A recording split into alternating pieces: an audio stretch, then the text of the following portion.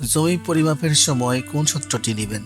১ নম্বর হচ্ছে গড় পদ্ধতি আর ২ নম্বর হচ্ছে হ্যারন্স পদ্ধতি। ধরি এটি একটা চতুর্ভুজ, মাঝখানে একটা কর্ণ আছে। প্রথমে গড় পদ্ধতি মাপবো। এর এক বর্গ মান হচ্ছে ২৫ ফুট, এর এক বর্গ মান হচ্ছে ৩০ ফুট, এর এক বর্গ মান হচ্ছে ৪২ ফুট, এই বর্গ মান হচ্ছে ৩২ ফুট।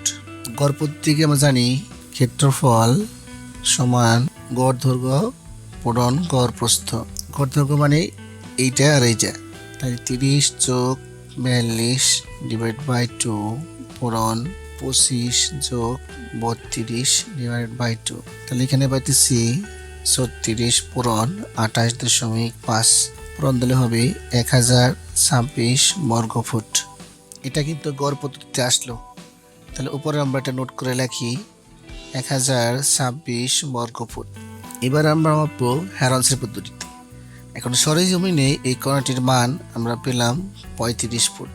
এখানে ১ নম্বর ত্রিভুজ ছিল এবং এখানে ২ নম্বর ত্রিভুজ ছিল। তাহলে হ্যারন্সের পদ্ধতিতে ১ নং ত্রিভুজের ক্ষেত্রফল যদি আমরা হিসাব করি তাহলে পাবো ৫৪৬.৭১৬ এবং ২ নং ত্রিভুজের ক্ষেত্রফল আমরা পাবো ৩৬৭.৪২ বর্গ ফুট। যদি আমরা যোগ করি তাহলে এখানে পাবো ৯১৪.১৩ বর্গ ফুট। তাহলে আমরা দেখতে পেলাম এখানে কি, তাহলে হ্যারন্সে আমার আসলো ৯১৪.৩ বর্গ ফুট।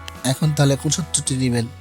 গড় পদ্ধতি নেবেন না হ্যারন্স পদ্ধতি নেবেন? অবশ্যই গড় পদ্ধতিকে আমরা নেব না এবং হ্যারন্স পদ্ধতিকেই ব্যবহার করব। কারণ গড় পদ্ধতিতে জমি মাপলে জমির পরিমাণ অনেক বেশি দেখাবে, আর হ্যারন্স পদ্ধতিতে ভেঙে ভেঙে ত্রিভুজ আকৃতি নিয়ে করলে আপনি সঠিক পরিমাপটি পাবেন। তাহলে আজকের পর থেকে আমরা গড় পদ্ধতিতে ভাববো না, সবসময় ত্রিভুজে ভেঙে ভেঙে হ্যারন্স দিয়ে পরিমাপ করলে আপনি 100% সঠিক রেজাল্ট পাবেন। ধন্যবাদ সবাইকে।